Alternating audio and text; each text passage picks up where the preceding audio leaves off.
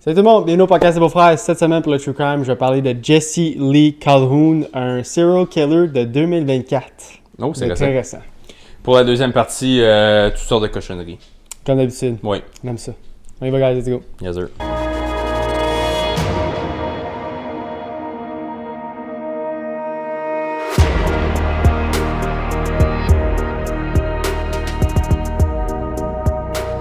Comment est-ce qu'il va, mon Ben, cette semaine? Ça va bien, toi? Ça va super bien. Super bien. On a des petits téléspectateurs aujourd'hui, on en a un troisième. On a Il a fait des. le podcast. On a notre petit Teddy qui est en plein écran présentement. Ceux qui regardent sur YouTube, vous allez le voir. Malheureusement, c'est pas la fois vous allez pas le voir. Qui est très triste parce qu'il est très cute. Oui, il est cute. Mais là, Teddy, il faut que tu débarques. Là. On a des affaires à faire, nous autres. Là. Puis, ça tombe bien parce que je vais être honnête, j'ai rien de nouveau à te dire, moi, cette semaine. Ben, J'ai fuck rien de all de nouveau. long. J'avais du hockey, parler de Team Canada qui a perdu encore. contre Ah, le Tchèque. ouais. ok. Mais je pense que le monde veut pas attendre ça. Est-ce qu'il est trop tôt pour dire qu'on n'est plus autant un powerhouse comme convaincant? Ben, moi, j'aime ça que c'est plus garanti que c'est soit les États ou le Canada qui gagnent. Oui, c'est le Moi, fun j'aime qu'il y ait de ça la compétition. C'est la compétition pis tout, mais tu sais, il y a encore un écart beaucoup gros entre comme des derniers, genre Ouais. comme Latvia, Germany, tu sais, il y a encore de la misère. Mais j'ai hâte que ça soit comme les 8 Mhm. équipes, que c'est vraiment compétitif puis que ça soit vraiment du bon du début à la fin. Ben, ça s'en va vers là. Ouais, ça va vers là. Mais l'affaire, c'est qu'il faut aussi se souvenir que la plupart du temps, les number one draft picks, c'est Canada, puis ils Ouais. jouent déjà dans la NHL. Comme Mhm. cette année, tu prends Schaefer puis Celebrini, puis t'es mis là. C'est ça. On torche tout. Là. Mais on aurait pu avoir beaucoup plus de joueurs qui l'auraient fait, cette team-là. Là. On aurait pu gagner si on aurait eu vraiment le stack team qu'on aurait pu avoir. C'est ça. Fait qu'on a plus de joueurs qui jouent dans la NHL à 18-19 ans que les autres pays, mais comme Mais c'était des Ouidia aussi, là. Ça se peut qu'on aurait c'était le perdu même aussi. avant aussi, puis on gagnait quand même. Mais c'est comme c'est le fun qu'il y ait de la compétition, je suis d'accord avec toi. C'est juste que ce serait le fun qu'on se batte pour une médaille d'or comme. Ça fait 3 ans. Ça fait là, 3 ans. qu'on n'a pas Mais eu ça la fait chance. 3 ans qu'on se fait éliminer par les Tchèques. Oui, mais Les là, Tchèques les sont 2 rendus années avant, vraiment c'était forts, quart de finale, là, c'était Ouais. demi-finale. Ouais. Au moins, on a une médaille. C'est ça l'important. Mais je trouve que les Tchèques, ils sont rendus fucking solides. Non, ben oui. C'est un powerhouse. là. Mais pendant un bout, c'était comme vraiment, t'avais Canada, States, le troisième, c'était Russie ou Suède. Mhm. Puis après, t'avais Finlande, puis là, après, t'avais Tchèque. Comme Tchèque, t'es souvent 5-6e. Puis là, ils sont rendus, ils se battent souvent pour 2, 3, 4, 1. Ouais, ils ont gagné la serveur, puis ça fait 3 ans, 2 ans qu'ils gagnent. C'était back-to-back States qui avait l'or, mais ouais, il y avait Silver ou Bronze, ça faisait déjà 2 ans straight. Fait que ça fait 3 ans de suite avec une médaille. Ouais. Fait que, Puis là, les Olympiques commencent bientôt. ouais, Team Canada, tout le monde va se backer. t'aimes-tu le roster? Il aurait pu être mieux. J'aurais mis. Moi, c'est sûr que j'en reviens pas que Caulfield n'a pas fait le team des États. Ça, j'en reviens pas. Tu vois, moi, je suis d'accord qu'il l'a pas fait. Ah, tu vois, on pourrait en parler pendant Moi, longtemps. la seule affaire que je suis pas d'accord, c'est que Robertson n'est pas fait. Ouais, mais c'est tout. Ils ont été. Caulfield, c'est. Ben, Hudson aussi. Hudson, je trouve qu'il aurait dû faire le team. puis il Mais l'a à, pas fait. place de qui? Comme dans les... Dowdy. Non, c'est aux États, ça. Excuse. Je me trompe de roster. là. Ouais, comme Canada... Comme les States ont la meilleure défensive. Ouais. Mais dans les joueurs offensifs à défense, ils ont Werenski, qui torche Hudson. Ils ont Quinn Hughes, qui est meilleur qu'Hudson. Puis après, c'est Sanderson, le troisième gaucher. Fait que si Ouais, tu tasses quelqu'un, Sanderson, c'est Sanderson. Ouais, non, il est trop fort. Puis à droite, t'as McAvoy, Ouais. Slavin. Tu tasses-tu un de ces deux-là? Pas moi. Tight. Moi, McAvoy. Ben non. Ben non. Yo, t'as-tu vu les highlights d'Austin? Oui, non, il est insane. Complètement ridicule. Mais à 19 ans, l'affaire, c'est genre. que... Anyways, on va venir de hockey tout de suite. Je sais qu'il y a du monde qui écoute pas le podcast pour le hockey. Notre or est pas garanti. C'est ça. Ça va être la game pour la médaille d'or, elle va être insane. Ça va être Canada et les États-Unis, obviously, C'est- là, je pense. Là. Oui, il part beaucoup, à moins Ouais. que À moins nos qu'un bowlers upset. ils font du Ouais. Montembeau. Là. C'est ça. Mais Parce que là, on a pas. Nous autres, qu'est-ce qui va arriver, c'est que si on se rend pas pour une médaille, c'est à cause de nos goalers. C'est notre roster de goalers est pas là. Mais Bennington, il show up à toutes les Olympiques puis toutes les grosses Quand games. ça compte, il est là. Quand ça compte, il est là. Fait que on verra rendu là. Mais j'ai hâte que ça va être commence. intéressant. Sur ça, on Vas-y. va y aller avec le True Crime de cette semaine.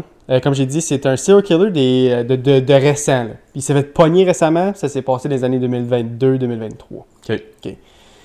Il s'est fait pogner, mais c'est pas fini parce qu'il est en cours présentement.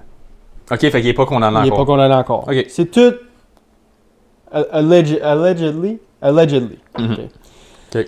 À la fin de l'année 2022 et au début de 2023, quelque chose de profondément troublant commence à se dessiner dans le Oregon, qui est un État aux États-Unis. Des femmes disparaissent, puis leurs corps sont retrouvés dispersés dans des zones boisées, le long de routes isolées ou dans des endroits reculés près de la région métropolitaine de Portland. Fait que dans le bois. Portland, c'est une dompe. Ouais. Vas-y. Au départ, les autorités assurent qu'il n'existe aucun lien connu entre ces décès. Chaque affaire, disent-elles, semble isolée, comme si c'est des meurtres isolés, comme si chaque personne est différente. C'est un meurtrier différent à chaque fois. Mais le public remarque des similitudes bien avant que les forces de l'ordre ne les reconnaissent officiellement. Les victimes sont tous des femmes, plusieurs sont jeunes, certaines sont retrouvées à seulement quelques semaines d'intervalle, et dans plusieurs cas, les enquêteurs diront plus tard que les corps semblent avoir été déplacés après la mort. Tous les corps ont été déplacés après la mort. Fait qu'ils sont morts quelque part, puis le corps a été déplacé là. Ok.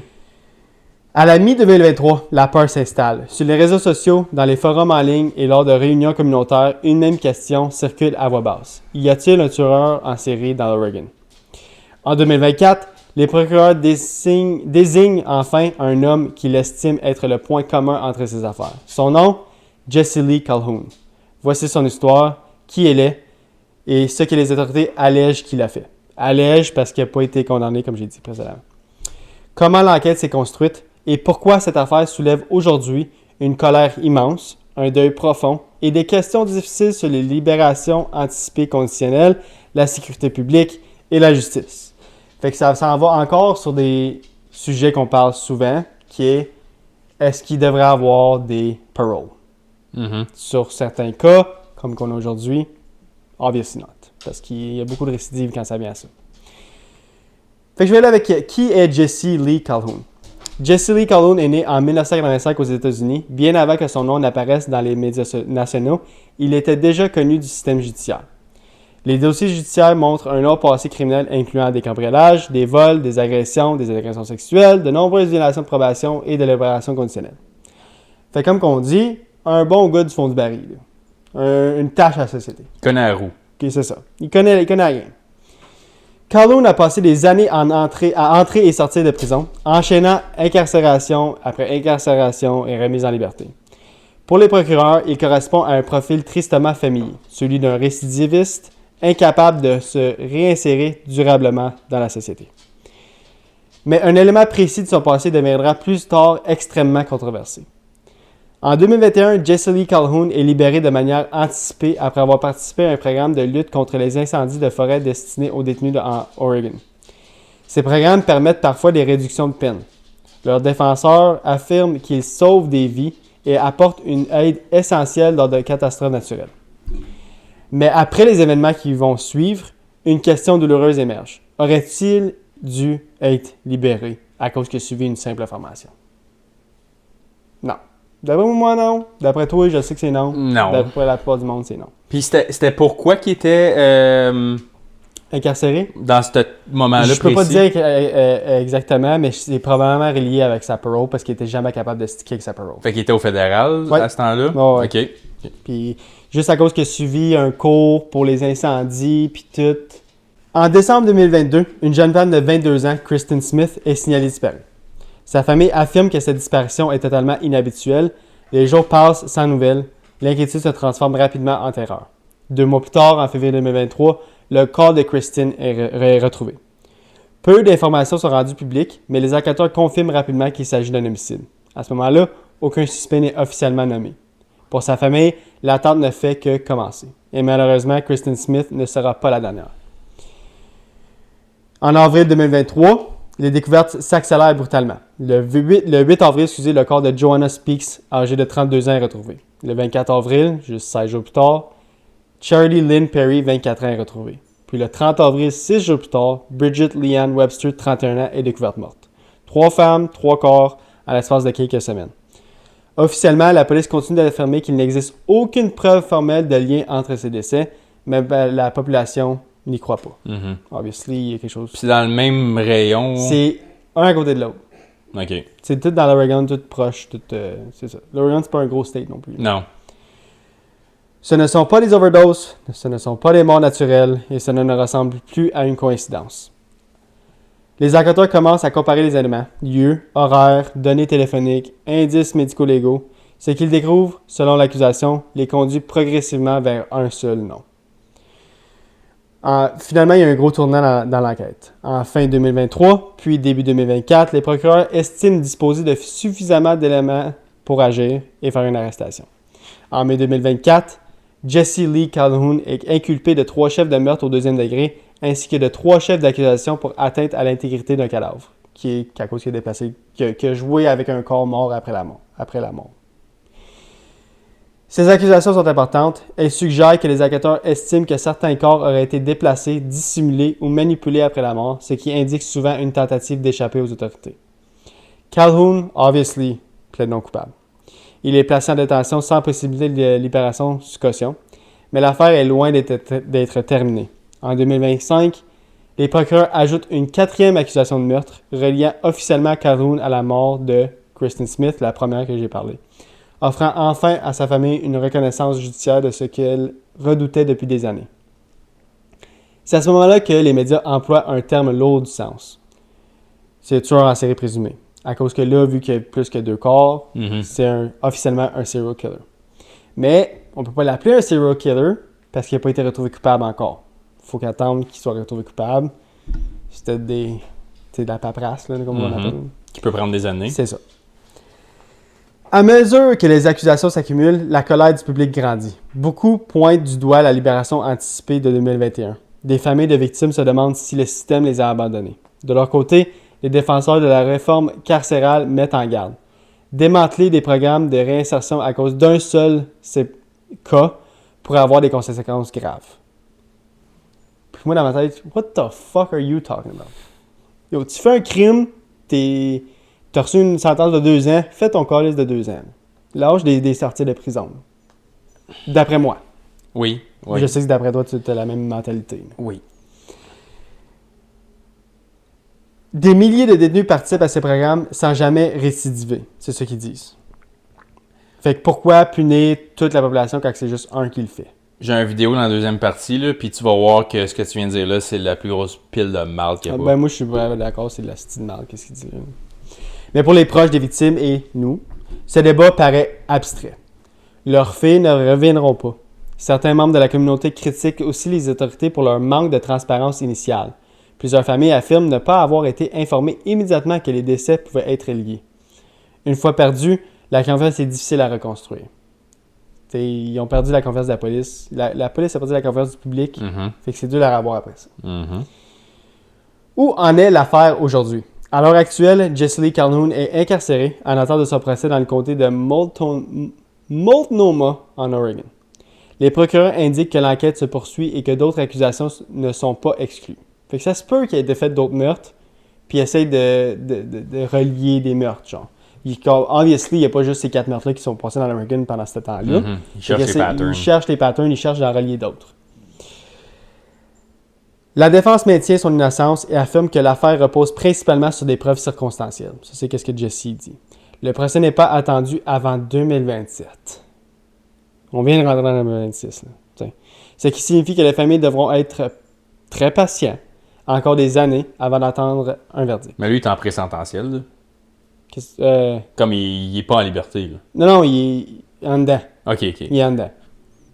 De la manière que tu comptais les autres avant, j'étais pas sûr. Ils ont-tu dit, il ne referait rien d'autre encore? Non, il a été incarcéré sans libération conditionnelle. Okay. Il n'est pas sans caution. Là. Il n'a pas le droit de sortir. Okay. Jusqu'à preuve du contraire, Jesse Lee Calhoun est présumé innocent selon la loi. Ça, j'ai pas le choix de le dire. By the way. Je sais pas si tu le savais. J'ai pas le choix de dire. Oui, parce que là, ça pourrait être defamation. C'est ça. Ouais. Mais pour de nombreux habitants de l'Oregon, la peur persiste. Puis là, je vais finir avec une petite conclusion.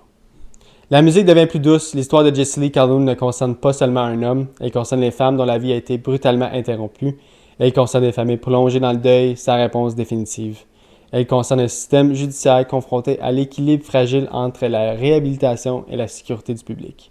Ça, on en parle souvent, moi, plutôt, puis on a trop de laisser-aller. Je trouve qu'il y a beaucoup trop de laisser-aller. On laisse aller beaucoup trop de monde. Puis, comme oui, ça coûte cher, mais j'aime mieux payer que de souffrir, mettons.